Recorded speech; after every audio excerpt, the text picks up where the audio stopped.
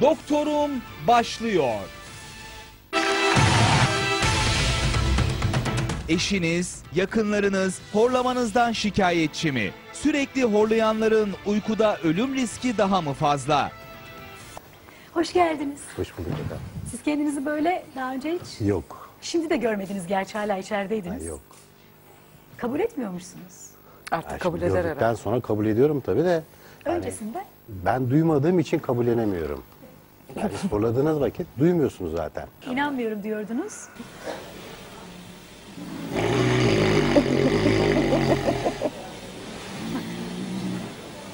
Gülüyor.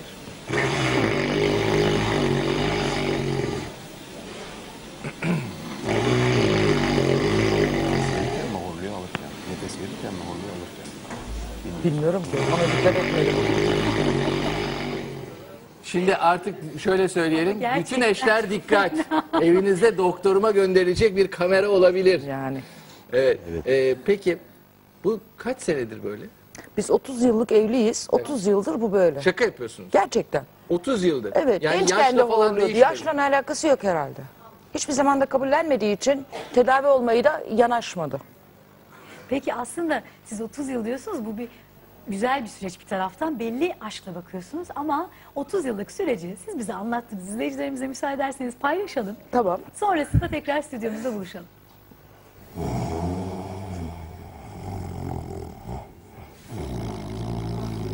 Ahmet gene başladın horlamaya. Tek kumanda da elinde gene. Metin. Kulaklık takıp radyo dinleyerek uyuyorum bazen. Aynı anda yattığımız zaman uyumam mümkün değil. Metin Bey kabul etmiyor. Metin horluyorsun diyorum, uyandırıyorum onu bazen gece. Ben horlamam diyor bana ama sürekli horluyor yani.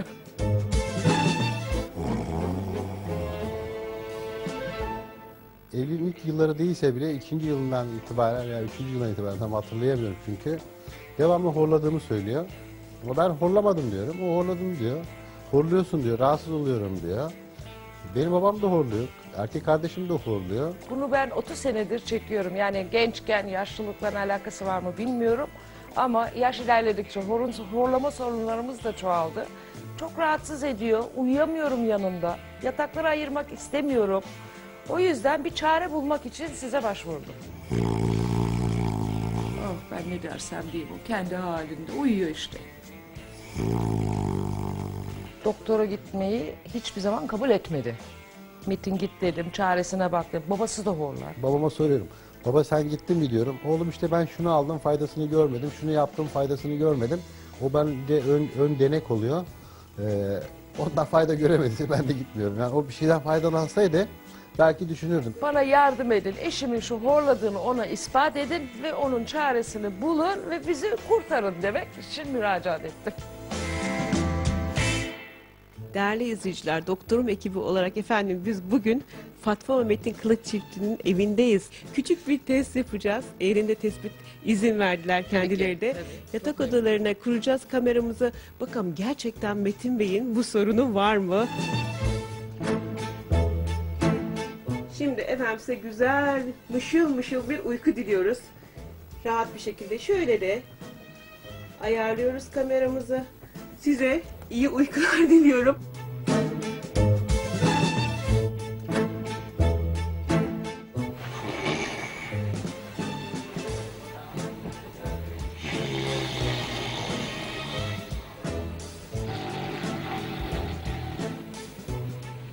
Eşim derin uykuda, deprem oluyor gibi horultu sesleri geliyor. Ve biz bunu her akşam çekiyoruz.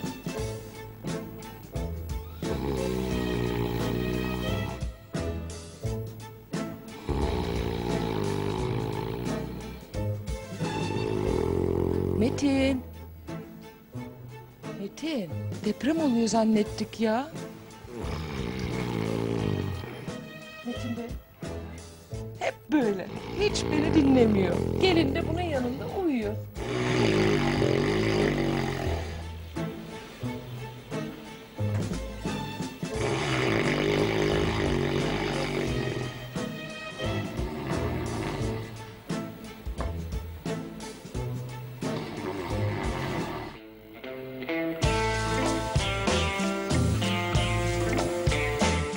Günaydın, günaydın. Nasılsınız? Sabah oldu, hadi. Doktorum ekibi sabahladı evinizde. Günaydın, günaydın. Vallahi şimdi görüntülere inanamayacaksınız ama ben bunu size burada izlettirmeyeceğim.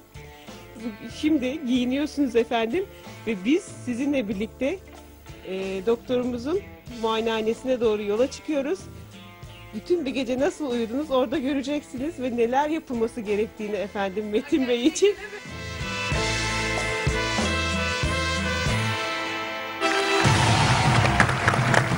Ekibimiz gece gündüz iş başındaydı. Aynen öyle. Vallahi yani. Öyle oldu. Şaşkın şaşkın kendiniz Bir izliyordunuz. şey soracağım Çok size. şaşırdım. Sabahları nasıl kalkıyorsunuz? Yani yorgun kalkıyor musunuz? Ya da Sabah- kaç saat uyuyorsunuz mesela bir gecede ortalama? 6, 7, 8. 6-8 saat uyuyorsunuz. Arasında Peki uyuyorum. sabah yorgun kalkıyor musunuz? Yani sabah çok yorgun değilim ama bu ense köküm. Buraları hep terleyerek kalkıyorum. Genelde yani soğukta bile olsa Bu boyun çevresinde bir ıslaklık var. bu ense tarafım bayağı terliyor. Farklı bir yöntemden söz edeceğiz. Yöntemlerden bir tanesi daha doğrusu anlatmak üzere de çene yüz protezi uzmanı, diş hekimi aynı zamanda Doktor Tuğrul Saygı'yı davet ediyoruz. Hoş geldiniz. Hoş gelmemişsiniz. Şimdi Metin Bey'e uygulanan tedavi yöntemi siz buyurun elinizde. Ama bu nedir? Nasıl bir çalışma? İzleyicilerimiz de en az bizim kadar merak ettiler. Öncelikle hoş geldiniz. Sağ olun, teşekkür ederim. Şimdi Metin Bey bizim kliniğimize geldiğinde öncelikle klinik muayenesini gerçekleştirdik. Biz Metin Bey'i, eşini aldık. Gece baktık ki bütün çekimlerini yaptık. Gerçekten ciddi bir durum var. Hanımefendinin söylediği gibi beyefendi de kabul etti artık. Sonrasında Metin Bey'le beraber bir yolculuğa daha çıktık. Ve çok önemli bir bölüme geldik. Yöntemlerden bir tanesi. Ameliyat deyince hanımefendi biraz tedirgin oldu ama oraya gelmeden önce belki birkaç yöntem var. Bu onlardan bir tanesi. İzleyelim, sonra stüdyomuzda buluşalım.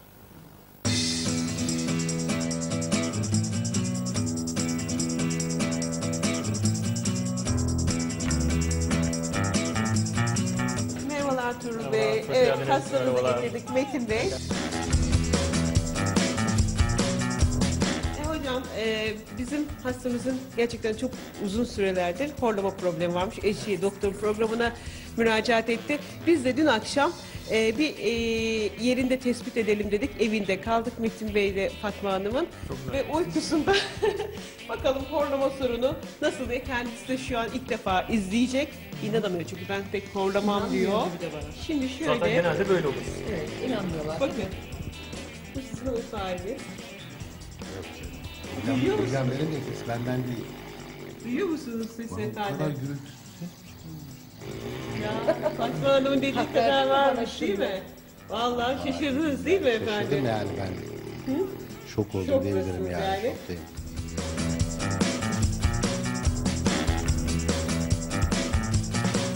Bakınız normalde aslında sağlıklı bir bireyle baktığımızda biz yumuşak damar, küçük dil hatta arka soluk yolunu görmemiz lazım. Fakat gördüğünüz üzere dil aynen bir tıpa gibi hava yolunu kapatmış.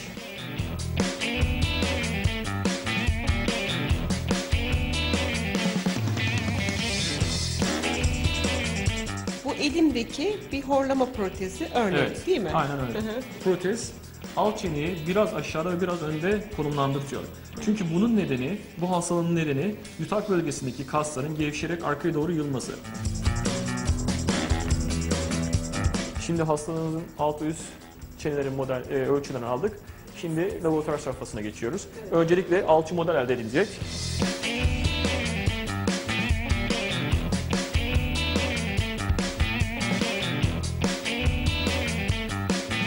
Şimdi öncelikle protezi takacağız. Daha sonra Metin Bey'e protezi nasıl takıp çıkarttığını ve nelere dikkat etmesi gerektiğini izah edeceğiz.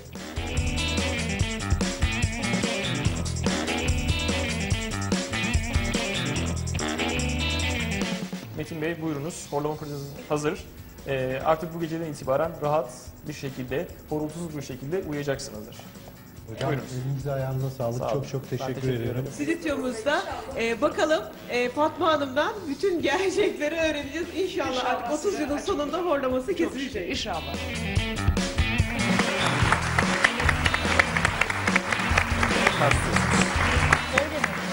Bu ne kadar enteresan bir şey. Evet, sevgili Rana dediği bütün gerçekleri öğreneceğiz. Şu an elimde tuttuğum, eğer horlamanız varsa, şu üst diş ve damağı aldım. Ve birbirinden ayrılmıyor gördüğünüz gibi. Böyle bir şey. Şimdi Metin Bey bunu taktı. Ve acaba sizin elinizde zaten bir nasıl uyuduğunuzu gösterelim izleyicilerimizle. Şimdi o görüntüleri de paylaşalım, bir taraftan üzerine konuşalım. Gayet rahat görünüyorsunuz ve ağzınız hep açık.